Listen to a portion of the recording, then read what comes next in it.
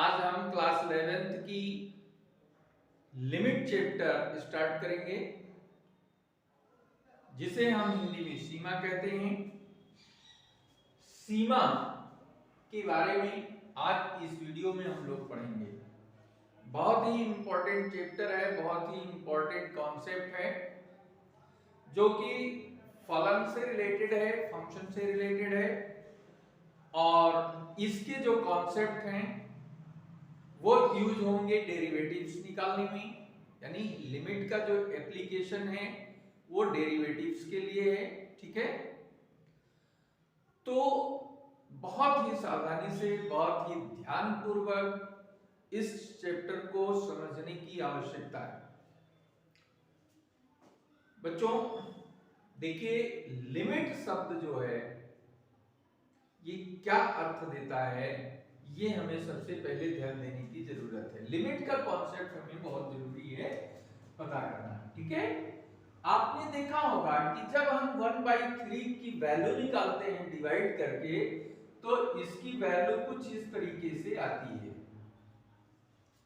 यानी ये एक ऐसे भिन्न है जो पूर्णतया विभाजित नहीं होती। ठीक है, इसको डिवाइड करने पर 0.333 इस तरीके से ये वैल्यू निकलती है। तो जैसे जैसे हम इसमें 3 की वैल्यू बढ़ाते जाते हैं, वैसे जैसे ये 1/3 के निकट पहुंचता जाता है।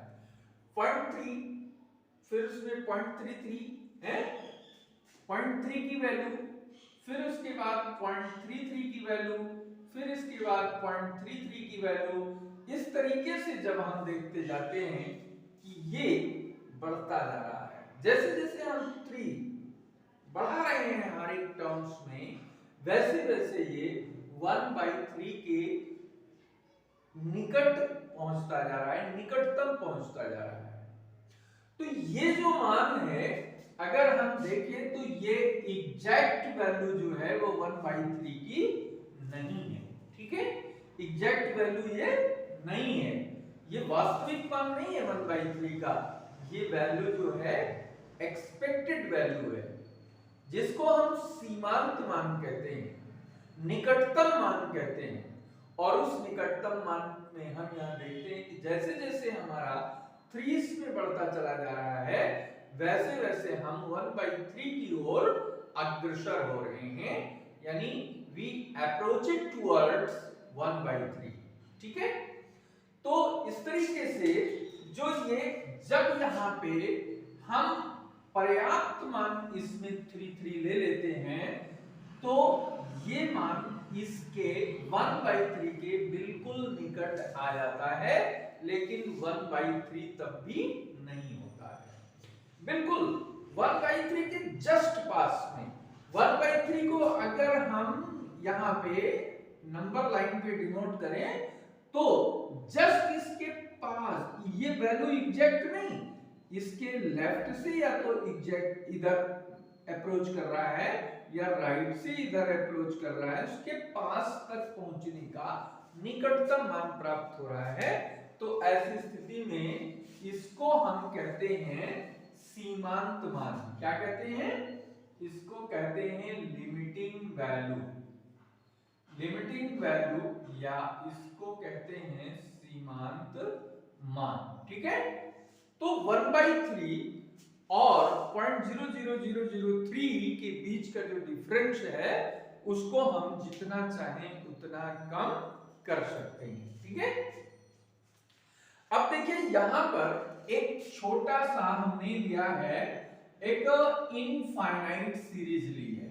क्या है ये अनंत श्रेणी है, और इस अनंत श्रेणी पर अगर हम विचार करें तो 1 + 1/3 + 1/3 square + 1/3 cube + 1/3 power 4 plus and so on. इसमें अनंत पद है, इसलिए इसको अपरिमित पदों वाली श्रेणी कहते हैं, या इसको अपरिमित श्रेणी कहते हैं, इनफाइनाइट सीरीज कहते हैं। तो इसमें पहला पद क्या है? 1 है। दूसरा पद क्या है? 1 + 1/3, दो पदों का योग है। ठीक है, इसको बल्कि हम ऐसा लिख सकते हैं S1 इसको S2 यानी दो पदों का योग, इसको हम S3 कर सकते हैं और ये S4 S5, ठीक है। दो पदों का योग, इसको कैलकुलेट करें तो 3 एकम 3 प्लस 1 4/3 को सॉल्व करेंगे तो 1/3 आएगा पॉइंट के 1 प्लेस तक। S3 यानी तीन पदों का योग, पहला पद प्लस दूसरा पद प्लस तीसरा पद, इन तीनों को सॉल्व करें तो लघुत्तम आएगा इसका 9, 9 प्लस 3 प्लस 1 यानी 9 3 12 1 13/9, इसको सॉल्व करेंगे 1.44 आएगा, ठीक है। अब यहाँ चार पदों का योग देते हैं तो 1 प्लस 1/3 प्लस 1/3 का स्क्वायर प्लस 1/3 का क्यूब, इसका एलसीएम लेकर के सॉल्व करें, फाइनली हमको मिलता है 1.481। और पांच पदों का योग अगर हम ज्ञात करते हैं सम ऑफ 5 टर्म्स, तो यहां पर इसका एलसीएम आएगा 81 और फाइनली सॉल्व करने पर आएगा 1.4938, ठीक है।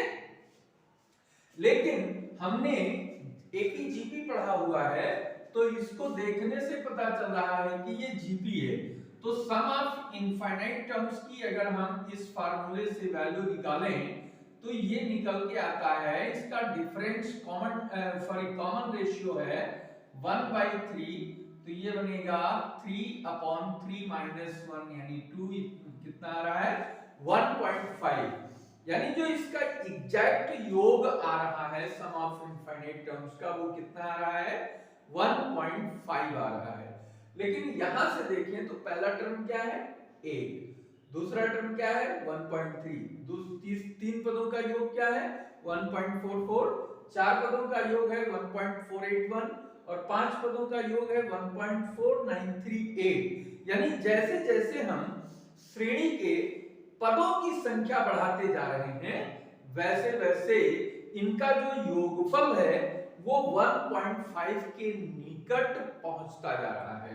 यानी जो जैसे जैसे नंबर ऑफ टर्म्स यानी पदों की संख्या हम पर्याप्त रूप से बढ़ा रहे हैं तो ऐसे कंडीशन में जो योगफल है वो 1.5 यानी वास्तविक मान के निकटस्थ होता जा रहा है, निकटतम होता जा रहा है, नियरेस्ट होता जा रहा है। तो इस तरीके से ये जो वैल्यू आई है ये इसकी वास्तविक वैल्यू है और ये जो वैल्यू है ये लिमिटिंग वैल्यू है, ठीक है।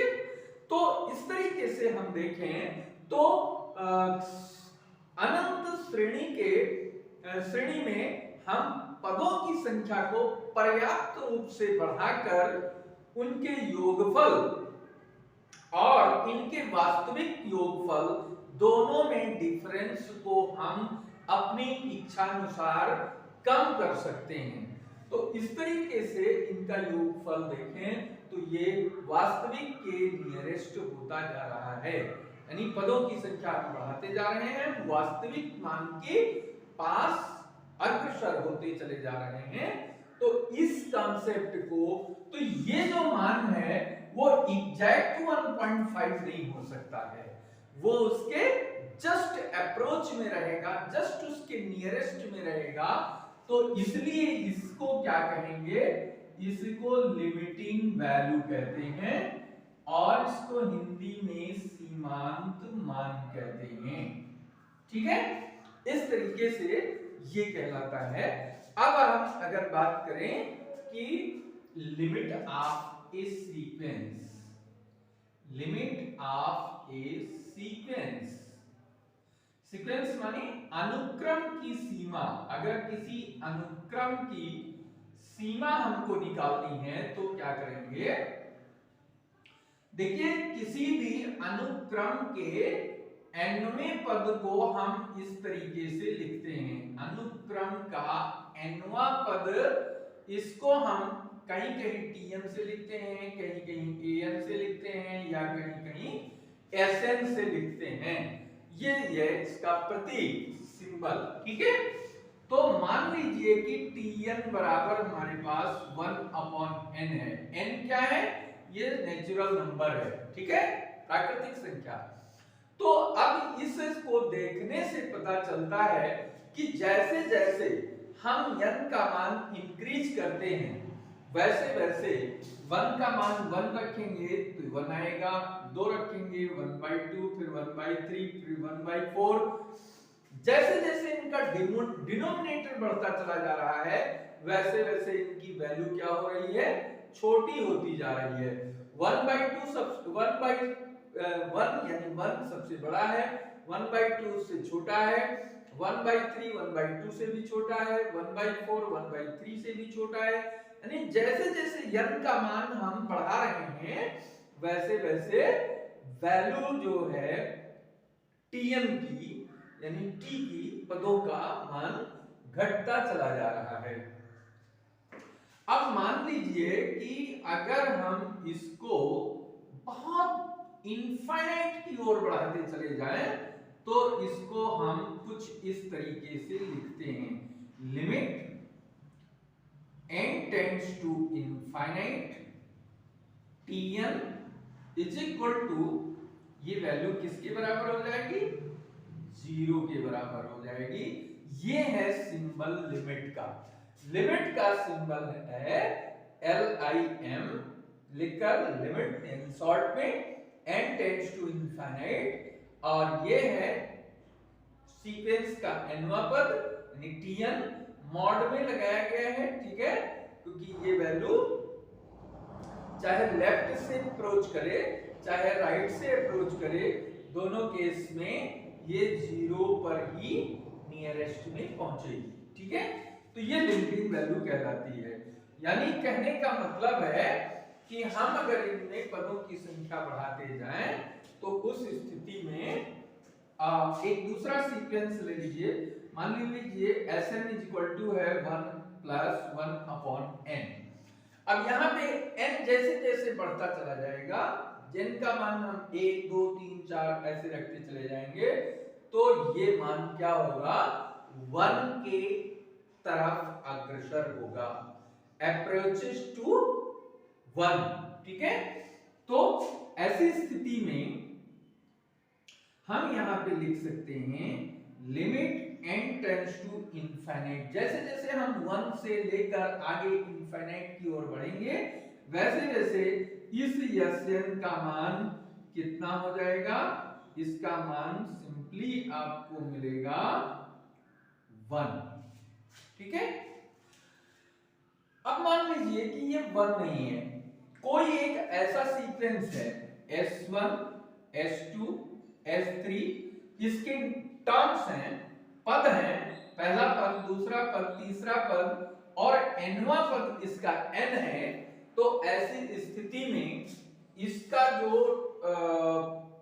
जैसे जैसे हम n को बढ़ाते जा रहे हैं वैसे वैसे ये किसी निश्चित संख्या a की तरफ बढ़ता चला जा रहा है, ठीक है, a की तरफ बढ़ता चला जा रहा है। तो हम इनके मान और a के मान के बीच का जो अंतर है उसको हम आवश्यकता अनुसार पर्याप्त रूप से सफिशिएंटली उसको हम रिड्यूस कर सकते हैं, कम कर सकते हैं। तो ऐसी स्थिति में इसको हम लिखेंगे limit n tends to infinity Sn = a, और ये जो है क्या, ये वास्तविक मान है और ये क्या है, लिमिटिंग वैल्यू है। उस केस में ये दोनों मान बराबर होंगे, ठीक है। तो ये कॉन्सेप्ट है लिमिट का। लिमिट का मतलब है कि हम किसी पर्टिकुलर वैल्यू के नियरेस्ट पहुंच रहे हैं और उसकी तरफ ये मान अग्रसर हो रहा है, ये चीज हमें सीमा के रूप में देखना है। जैसे मान लीजिए कि हमने x टेंड्स टू इंफिनिटी या x टेंड्स टू 0 ये दिखाया गया है। तो x टेंड्स टू 0 का मतलब है कि x एक ऐसी चर राशि है जो 0 की ओर अग्रसर है, ठीक है। तो 0 की ओर अग्रसर होने का मतलब, मान लो यहाँ पे 0 है तो इस 0 का मतलब है कि ये इधर से 0 की ओर अग्रसर है। और इधर 1 है, इधर -1 है, तो ये इसकी तरफ अग्रसर है। तो -1 से जब 0 की ओर अग्रसर होगा फ्रॉम द लेफ्ट, तो इसको हम कहेंगे लेफ्ट हैंड लिमिट, ठीक है, जो अभी हम डिटेल में आगे से बताएंगे। यानी 0 पर पहुंचने का जो दो विधियां हैं, एक तो बाएं से उस पर अप्रोच किया जा सकता है और दूसरा दाईं ओर से अप्रोच किया जा सकता है। तो इधर की वैल्यू 0 से बड़ी है, तो 0 जैसे जैसे हम इसके जो है घटते हुए मान को घटाते हुए आएंगे, वैसे वैसे हम 0 की ओर अग्रसर होंगे। और यहां से जैसे जैसे हम 0 की ओर जाना है, तो हमें समथिंग कुछ छोटी छोटी चीजें इसमें ऐड करते जाएंगे और तब हम 0 की तरफ अप्रोच, यानी इधर से जाने में हमको बढ़ना पड़ेगा और इधर से जाने में हमको कम करना पड़ेगा, तब हम तो इसको कहते हैं अप्रोचेस टू 0, ठीक है। x tends to infinite, infinite का मतलब है कि x जो है इस तरीके से बढ़ रहा है कि वो इन्फिनिटी की ओर पहुंचने में, इन्फिनिटी के पास तक पहुंचने में अग्रसर है। यानी उसकी टेंडेंसी x की टेंडेंसी है इन्फिनिटी के बिल्कुल बगल में, बिल्कुल जस्ट उसके अप्रोच में पहुंचने की। यानी जो 0 के जस्ट पहले वाला पॉइंट है वो अप्रोचेस टू 0 कहलाएगा, या इधर का जो है पॉइंट जस्ट उसके बाद 0 वाले पॉइंट से जस्ट राइट में जो पॉइंट है वो approaches to towards the right कहलाएगा, ठीक है। ऐसे इन्फिनिटी की केस में भी है, from the left and from the right, दोनों तरीके से हम इसको लिख सकते हैं।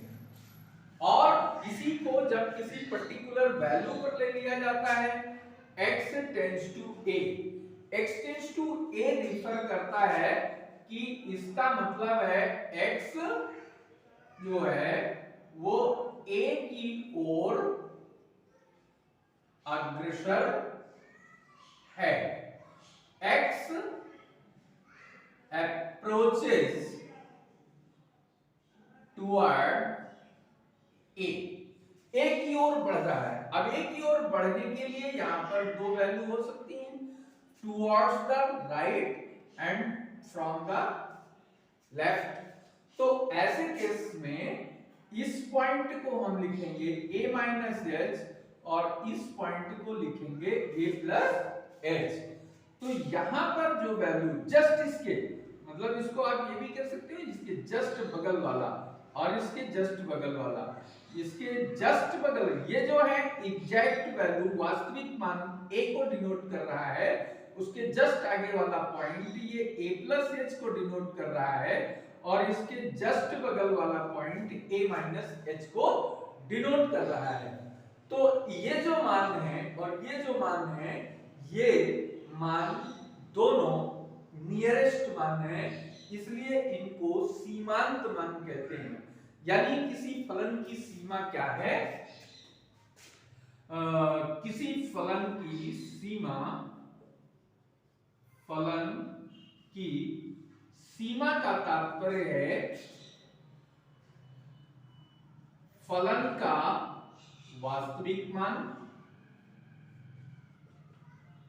बराबर हो फलन का सीमांत मान, ठीक है।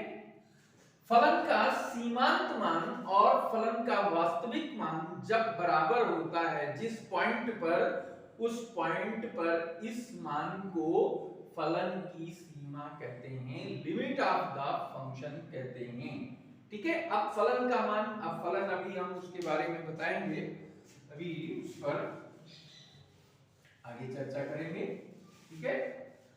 तो हमारा कहने का मतलब ये है कि हम फलन की सीमा की बात कर रहे हैं। अब फलन की जो है फलन दो तरीके के होते हैं। फलन जो पहला चैप्टर था उसको हम लोगों ने समुच्चय के रूप में पढ़ा था। समुच्चय चैप्टर पहला पूरा डिटेल से हम लोगों ने पढ़ा। इसके बाद दूसरा चैप्टर जिसमें हमने संबंध पढ़ा। संबंध क्या, दो समुच्चय लिए, एक समुच्चय के अवयवों का दूसरे समुच्चय के अवयवों में कुछ न कुछ संबंध देखा गया। तो वहां पर हम लोगों ने कार्तीय गुणन के रूप में पेयर्स, ऑर्डर्ड पेयर्स के रूप में हम लोगों ने रिलेशन पढ़ा था। उस रिलेशंस में कुछ विशेष प्रकार के संबंध जिन अवयवों के बीच पाए जाते थे, हमने उनका नाम दिया था फलन, जिसको हम कहते थे यूनिक रिलेशन या अद्वितीय संबंध। ठीक है, अद्वितीय संबंध। तो अद्वितीय संबंध का मतलब जैसे मान लो कि हमारे पास एक समुच्चय ये है और दूसरा समुच्चय ये है। एक समुच्चय में, या मान लो इसको हम R समुच्चय ले लेते हैं और इसको भी R। R क्या मतलब है, वास्तविक संख्याओं का समुच्चय। तो इसमें हमने 1 2 3 कुछ पॉइंट्स ले लिए। क्यों, ये तो अनंत समुच्चय होता है, अनंत अवयव होते हैं, इसमें इनफाइनाइट एलिमेंट्स होते हैं, इसमें भी इनफाइनाइट एलिमेंट्स होंगे। तो इसमें 1 2 3 हमने क्या किया है, कुछ एलिमेंट सर्टेन ले लिया, क्योंकि इसमें तो सारे नंबर पॉजिटिव नंबर होंगे, सारे नेगेटिव नंबर होंगे, सारे रेशनल नंबर होंगे, सारे इरेशनल नंबर होंगे, जितने भी दशमलव वाले होंगे, जितने भी बटे वाले होंगे, जितने भी अंडर रूट वाले नंबर होंगे, सब के सब सेट ऑफ रियल नंबर में आते हैं। ठीक है, तो ठीक ऐसे यहां भी दो समुच्चयों के बीच में जब एक विशेष संबंध दर्शाया जाता है, एक पर्टिकुलर यूनिक संबंध दिखाया जाता है, तब उसको हम फलन कहते हैं। तो फलन के लिए मान लीजिए कि इन दोनों में कोई संबंध है जिसको हम f से निरूपित करते हैं। मान लो इसमें हमने इसका संबंध यहाँ 2 3 4 5 इस तरीके से हमने लिया है, और एक का संबंध 2 से है, 2 का संबंध 3 से है, 3 का संबंध 4 से है। इस तरीके से जब हम देखते हैं तो हमने क्या पढ़ा था, ये जिन्होंने फलन चैप्टर नहीं पढ़ा है वो प्लेलिस्ट में जाकर के और हमारे चैनल पे फलन का चैप्टर देख सकते हैं, पढ़ सकते हैं। ठीक है, तो इसमें जो पहला हमारा समुच्चय होता है, इस समुच्चय के अवयवों को, अवयवों का जो समुच्चय है, इसको हम क्या कहते हैं, प्रांत कहते हैं। ठीक है, प्रांत यानी इसको डोमेन कहते हैं। और जो दूसरा समुच्चय है इसको कोडोमेन यानी इसको सहप्रांत कहते हैं। ठीक है, ये प्रांत है और ये सहप्रांत है, और एक के अवयवों से संबंधित अवयवों का जो समुच्चय होता है उसको हम रेंज कहते हैं। रेंज यानी प्रसार या परिसर कहते हैं। ठीक है, कहीं कहीं प्रसार लिखते हैं, कहीं कहीं परिसर लिखते हैं। रेंज R से डिनोट करते हैं। तो R क्या होता है, R is subset of Y होता है। ठीक है, R is subset of Y। ठीक है, और Y क्या होता है, ये फंक्शन के रूप में देखा जाए तो Y fx, यानी रेंज जो है ये Y से डिनोट किया जाता है। ठीक है, और तो ऐसे केस में जब रेंज y के बराबर हो जाता है, y के बराबर हो जाता है, तो ऐसे केस में हम इसको फंक्शन कहते हैं। ठीक है, इसमें टाइप्स ऑफ फंक्शन उसमें आपने बहुत पढ़ा हुआ है, या अभी 12th में पढ़ेंगे। अभी 12th में पढ़ेंगे 1-1 mapping, 1-2 mapping, many one mapping. ठीक है, इनटू मैपिंग, बहुत सारे हैं। तो हमें यहाँ पे ये देखना है कि इन दोनों में जो रिलेशन है, इसमें एक जोड़ दें तो 2 आता है, 2 जोड़ में एक जोड़ दें 3 आता है, 3 में एक जोड़ दें 4 आता है। यानी y fx जो हमारा बन रहा है वो क्या है, y x + 1 बन रहा है ना, y x + 1 ये फंक्शन बन रहा है। तो अब ये फंक्शन में x क्या है, ये वेरिएबल है जिसको इंडिपेंडेंट वेरिएबल यानी स्वतंत्र चर कहते हैं। y x पे डिपेंड है, इसको परतंत्र चर कहते हैं। ठीक है, इंडिपेंडेंट वेरिएबल x है और डिपेंडेंट वेरिएबल y है, तो y x + 1 ये एक फंक्शन है। अब इसमें हमें फंक्शन की ये हम देखते हैं concept of the limit of function. Concept of limit of a function. ये लिमिट की अवधारणा हम फलन की देखेंगे, फलन की सीमा की अवधारणा। इसमें क्या है कि जैसे मान लीजिए हमारे पास कोई फलन है, हमने क्या लिया x+1। अब इसमें फलन का मान कैसे निकालते हैं, ये 9th क्लास से आप लोगों को बताया गया। 9th क्लास में आपको परिमेय व्यंजक पढ़ाया गया था, रेशनल एक्सप्रेशन इसी प्रकार का हुआ करता था। उसमें हम उसका px का मान या rx का मान, x की वैल्यू रख करके निकालते थे। तो फलन का मान जैसे x 0 पर देखें तो क्या है, f0 कितना होगा, ये वैल्यू आएगी 1, ठीक है। x 1 रखेंगे तो ये f1 कहलाएगा, इसको 2 कहेंगे। x 3 रखेंगे, सॉरी 2 रखेंगे तो ये f2 बराबर क्या आएगा, 3 आएगा। x बराबर 3 रखेंगे तो ये f3 बराबर 4 आएगा। तो ये क्या है, ये फलन के वास्तविक मान है। This is the value of function at the given x is equal to this, ठीक है। अगर यहाँ x का मान a ले लिया जाए तो y इज इक्वल टू क्या होगा, fa हो जाएगा। fa is the value of the function at x is equal to a, ठीक है। तो ये वैल्यू वास्तविक मान है। अब अगर यहाँ पे कहा जाए कि लिमिट निकालिए, लिमिट ऑफ फंक्शन है, तो लिमिट ऑफ फंक्शन की जब हम बात करेंगे तो इसको दिखाएंगे। सपोज कर लो कि कोई पर्टिकुलर ए पॉइंट है, इस पॉइंट पर वैल्यू ऑफ द फंक्शन निकालना है, तो उसके लिए जो मान आएगा वो इसकी लिमिटिंग वैल्यू हो जाएगी। ये सिंबल है इसका। अब इसका मतलब क्या है कि ये जो है x a, अब यहां पर इधर से, ठीक है, इधर से अप्रोच करेगा तो ये राइट हैंड लिमिट कहलाएगा। इधर से अप्रोच करेगा तो ये यहां की जो वैल्यू है वो लेफ्ट हैंड लिमिट कहलाएगी। तो दो प्रकार की लिमिट इसमें होती हैं, एक लेफ्ट हैंड लिमिट और एक राइट हैंड लिमिट। तो राइट हैंड लिमिट, अब इसमें मान लीजिए कि इसके और इसके बीच में बहुत छोटी वैल्यू, बहुत छोटी वैल्यू का मतलब जैसे हमने बताया था कि जैसे इनफाइनाइट सीरीज लिया, उसका योगफल, वास्तविक योगफल और उसका निकटतम योगफल, दोनों के बीच का जो डिफरेंस है वो आवश्यकता अनुसार अपेक्षा हम अपनी इच्छा अनुसार रिड्यूस कर सकते हैं, कम कर सकते हैं। तो दोनों के बीच का अंतर अगर हम बहुत कम कर दे रहे हैं तो ऐसी स्थिति में जो वास्तविक मान होता है उसी को हम उसका सीमांत मान या लिमिटिंग वैल्यू कहते हैं। तो मान लो इसके बीच में h डिफरेंस है, तो इसको हम लिखेंगे limit x tends to a minus से लिखते हैं, माइनस इंडिकेट करता है left hand limit, left hand limit, ठीक है। और लेफ्ट हैंड लिमिट इसको हम ऐसा भी लिख सकते हैं h tends to 0 f a minus h, यानी जब x के जगह पर a माइनस h रख देते हैं तो यहाँ पे क्या हुआ, x बराबर क्या लिखा गया, a माइनस h। अब अगर x टेंड्स टू a होगा तो h टेंड्स टू क्या होगा, 0 होगा। तो यहाँ x टेंड्स टू a था तो इसको कन्वर्ट किस में किया गया, h टेंड्स टू a में कन्वर्ट किया गया, ठीक है। तो ये तरीका, और इधर से जो है राइट से जो अप्रोच हो रहा है इसको हम लिखते हैं limit x tends to a plus fx, ये राइट हैंड लिमिट है।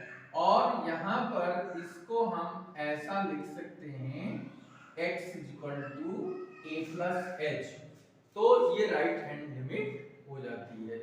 तो दो प्रकार की लिमिट। अब जैसे मान लो यहाँ पे हमने क्या किया है, fx is equal to x plus 1 है, तो अब fx प्लस 1 के लिए अगर हम एक ग्राफ इधर से बनाएं, एक टेबल, ये x है, ये fx है, ठीक है। तो x का मान अगर 1 है, x का मान 0 है तो क्या आ रहा है, 1 आ रहा है। अगर आप x का मान 1 ले रहे हैं तो fx का मान 2 आ रहा है। 1.9 ले रहे हैं तो क्या आ रहा है, 2.9 आ रहा है। यहाँ पे अगर हमने 1.99 ले लिया है तो ये वैल्यू जो है ये है 2.99, और 1.999 अगर हमने ले लिया तो ये 2.999 बन जाएगा। 1.9999 अगर हमने ले लिया तो 2.999 हो जाएगा। अब यहाँ पे देखो, ठीक है, ये क्या है, जैसे जैसे हम x का मान 1 से बढ़ा रहे हैं, क्या बढ़ा रहे हैं, 1 से बढ़ा रहे हैं, और 1 से बढ़ाते बढ़ाते 2 की तरफ ले जा रहे हैं, वैसे वैसे fx का मान क्या हो रहा है, ये 2.9, 2.99, 2.999, 2.9999, यानी ये मान 3 की ओर अग्रसर हो रहा है। तो अगर हम इसका ग्राफ बना के देखें तो fx में यहाँ पे 1 2 3 1 2 3 1 2 3 4, यानी x = 0 तो f = 1, और ये जा रहा है ग्राफ, ठीक है। जब x का मान 0 है और जब x का मान -1 है तो y का मान 0 है। अब यहाँ पे 2 पर देखो, 2 पर इसका मान कहाँ जा रहा है, 2 पर इसका मान जो है ये इस तरीके से जाएगा हमारा 3 पे, ठीक है। तो जब x का मान 2 है तो y का मान क्या है, 3 है। अब जैसे जैसे 1 से हम बढ़ रहे हैं, 1 से आगे बढ़ रहे हैं, वैसे वैसे 1 पे कितना मान है, 1 पे देखो 2 है, 1 पे अगर हम बात करें तो इसका मान कितना है, 2 है, ठीक है। तो अब जैसे जैसे 1 से मान इंक्रीज हो रहा है और 2 के नियर पहुंच रहा है, 1.999 क्या हो गया, 2 के एकदम नियरेस्ट आ गया, तो इसका मान कहां पहुंच गया, देखो ये मान पहुंच रहा है लगभग 3 के पास, यहां पे ये 3 के पास पहुंच रहा है, ठीक है। तो ये हो गया 2.999। ये क्या है हमारा, फ्रॉम द लेफ्ट से हम आगे की तरफ बढ़ते जा रहे हैं और 3 की ओर अग्रसर हो रहे हैं, ठीक है। ऐसे जब हम राइट से बात करें, 3 पे क्या है, 4 है, देखो 3 पे जो है ये इधर 4 के बराबर आ रहा है। अब जैसे जैसे हम 3 से कम होते जाएंगे, ठीक है, तो ये आएगा आपका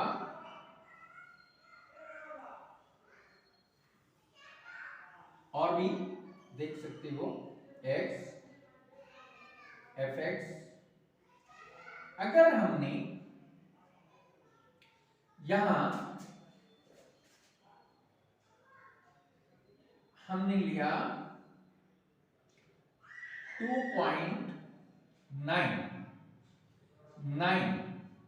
2.99 लिया तो कितना आ रहा है, 3.99 आ रहा है। और अगर हमने या ये कर दिया, ठीक है, देखिए यहाँ पे हमने 3.99 की तरफ पहुंच गया, यानी ये 4 की तरफ है, 4 के पास है। जैसे जैसे हम 2.99 किए तो ये 3.99 हो गया, घट गया पहले से।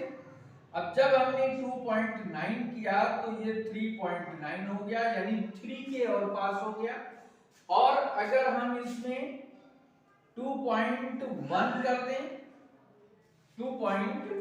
x का मान 2.1 कर दें तो ये क्या हो जाएगा, 3.1 हो जाएगा। ऐसे अगर हमने यहाँ पे 2.01 कर दिया तो ये 3.01 हो जाएगा। अगर हमने यहाँ 2.001 कर दिया और नजदीक ले आए तो ये 3.001 हो जाएगा। तो देखने से पता चल रहा है कि जैसे जैसे हम राइट से लेफ्ट की ओर शिफ्ट होते जा रहे हैं वैसे वैसे फलन का मान 3 की ओर पहुंचता चला जा रहा है। ऐसी स्थिति में हम इसको लिखेंगे limit x tends to 2 fx is equal to 3। ये हम लिमिटिंग वैल्यू कहते हैं इसको। तो इस तरीके से लिमिट को अच्छे तरीके से समझा जा सकता है। अब हम देखते हैं कि अगर हमारे पास फंक्शन कुछ इस तरीके का है जो अपरिभाषित किसी पर्टिकुलर मान पे बन रहा है। फलन दो तरीके का होता है, एक परिभाषित फलन होता है और एक अपरिभाषित फलन। एक फाइनाइट फंक्शन होता है, डिफाइंड फंक्शन होता है और एक अनडिफाइंड फंक्शन होता है। तो अनडिफाइंड का मतलब है कि किसी पर्टिकुलर पॉइंट पे वो डिफाइंड नहीं हो रहा है। जैसे अनडिफाइंड फलन की बात करें, अनडिफाइंड फंक्शन क्या है तो इसमें देख सकते हो जैसे fx = 1/x है तो x = 0 पर क्या देगा ये f0 की वैल्यू जो है वो इंफिनिटी देगा। तो ये क्या हो गया अनडिफाइंड हो गया। अथवा सपोज कर लो कि यहां पर x² -1 है और यहां x -1 है तो ये x = 1 पर क्या हो गया 0/0 फंक्शन दे रहा है। ठीक है, तो ये अनडिफाइंड हो गया। ऐसे अगर 0/0 कहीं निकल रहा है, ∞/∞ कहीं निकल रहा है, ∞ कहीं निकल रहा है, 0 निकल रहा है, इस तरीके के फंक्शन जहां भी बनते हैं ये सभी के सभी अनडिफाइंड फंक्शन कहलाते हैं। यानी जिनकी वैल्यू इनडिफिनिट हो, ठीक है, इनफाइनाइट हो और वो फंक्शन अनडिफाइंड हो तो वो अनडिफाइंड फंक्शन कहलाते हैं। तो अनडिफाइंड फंक्शंस इस रूप में अगर कहीं वैल्यू पुट अप करने पर आता है तो हम देखते ही उसको समझ लेते हैं कि ये अनडिफाइंड फंक्शन है।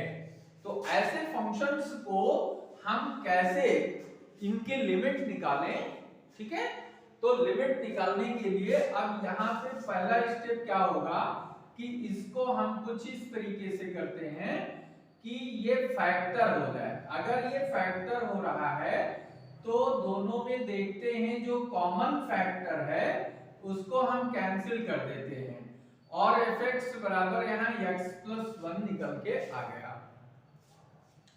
अब लिमिट इसकी निकालनी है x टेंड्स टू 1 पर, तो limit x tends to fx निकालने के लिए simply x tends to 1 x+1। अब जो x की लिमिटिंग वैल्यू है उसको यहां हम सब्स्टिट्यूट कर देंगे तो जो मान आएगा वो limit of function at the given value x = 1 निकल आएगा। ठीक है, तो इस तरीके से बहुत सारी ऐसी चीजें हैं जो आप समझ सकते हैं। मान लो fx = दिया है यहां x³ -8 upon x -1 sorry x -2। अब यहां पे लिमिट निकालना है x टेंड्स टू 2fx। अब देखिए यार limit x tends to 2fx, ठीक है, x टेंड्स टू 2 पर वैल्यू निकालनी है तो आप सिंपली देखोगे कि ये वैल्यू कितनी आ जाएगी 0/0 आ जाएगी। अनडिफाइंड लिमिट है तो अब अनडिफाइंड फंक्शन के लिए यहां पे क्या करेंगे इसको पहले फैक्टर करेंगे। फैक्टर करने पर ये आएगा x² + 2 + 2x + 4, ठीक है, a - b a² + b² + ab/x - 2 ये कैंसिल हो गया और कैंसिल होने पर अब ये आ गया x square plus 2x plus 4। अब इसमें लिमिट अप्लाई कर दो तो limit x tends to 2 fx की वैल्यू आ जाएगी limit x tends to 2 this, इसमें x की वैल्यू रख दो, फिर 2 × 2 + 4, 4 + 4 + 4 यानी 12, ये इसकी लिमिट आ जाएगी। तो जब भी कहीं रेशनल फंक्शन में ऐसी लिमिट आती है जहां पे लिमिट की वैल्यू रखने पर वो अनडिफाइंड बन रहा है, तो उसको पहले में हम देखते हैं कि क्या वो फैक्टराइज हो सकता है। अगर वो फैक्टराइज है तो फैक्टर करके और उसमें जो कॉमन फैक्टर न्यूमरेटर और डिनोमिनेटर में मिल रहा है उसको कैंसिल करके और जो बचा हुआ फंक्शन है उसमें हम गिवन लिमिट को पुट अप करेंगे।